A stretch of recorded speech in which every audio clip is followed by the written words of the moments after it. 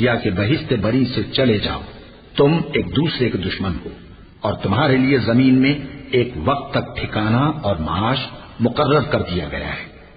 فتلقى آدم من ربه كلمات فتاب عليه إنه هو التواب الرحيم قلنا اهبطوا منها جميعا فإما يأتينكم مني هدى فمن تبع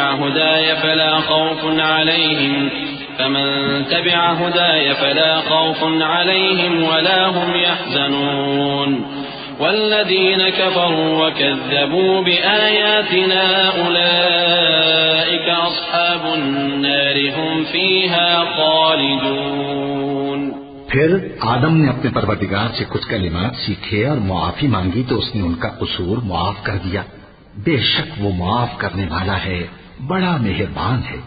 ہم نے فرمایا کہ تم سب یہاں سے اتر جاؤ، جب تمہارے پاس میری طرف سے ہدایت پہنچے تو اس کی پیروی کرنا کہ جنہوں نے میری ہدایت کی پیروی کی ان کو نہ کچھ خوف ہوگا اور نہ وہ غمناک ہوں گے، اور جنہوں نے اس کو قبول نہ کیا اور ہماری آیتوں کو جھٹلایا وہ دوزخ میں جانے والے ہیں اور وہ ہمیشہ اس میں رہیں گے۔ یا بنی اسرائیل